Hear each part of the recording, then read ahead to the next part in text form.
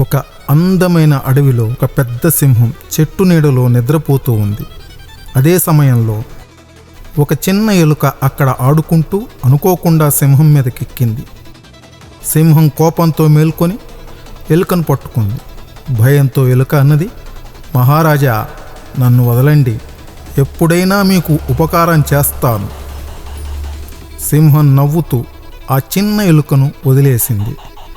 కొన్ని రోజుల తరువాత అదే సింహం వేటగాళ్ల వలలో చిక్కుంది.